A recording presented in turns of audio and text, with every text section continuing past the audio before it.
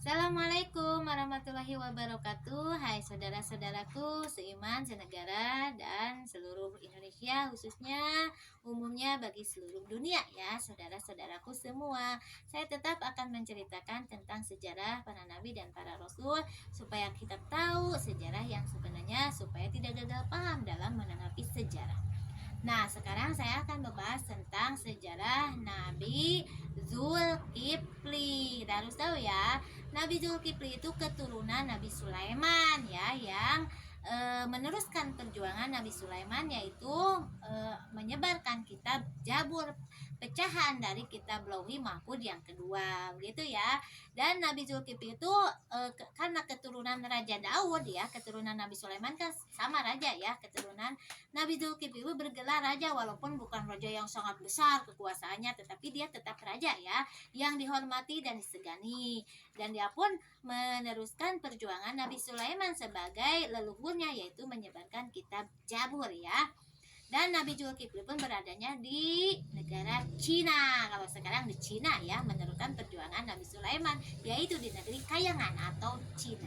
Nah, Nabi Zulkifli ketika waktu itu banyak ya manusia waktu itu melanggar aturan Tuhan, yaitu melakukan sodomi dan lesbian, melakukan lelaki dan lelaki berhubungan badan, perempuan dan perempuan berhubungan badan.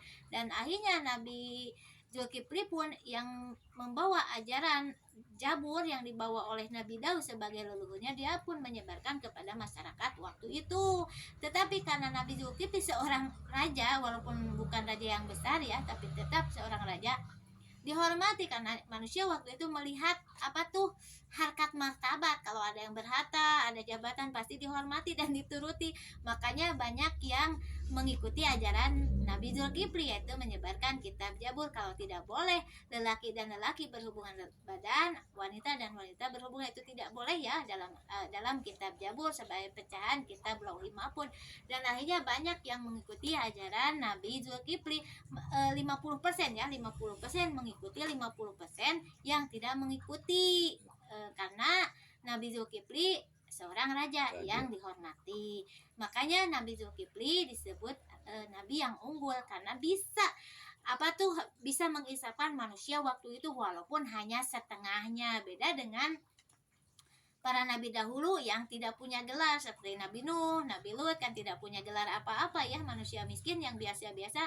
Maka umatnya waktu itu hanya 1% yang mengikuti, 99% yang tidak mengikuti ajaran Nabi yang tidak punya gelar. Tetapi kan Nabi Zulkifli punya gelar seorang raja, walau bukan raja yang kekuasaannya besar, tapi tetap dia seorang raja yang dihormati. Makanya banyak yang mengikutinya atau insaf, yaitu 50% ya yang mengikuti, 50% yang tidak mengikuti.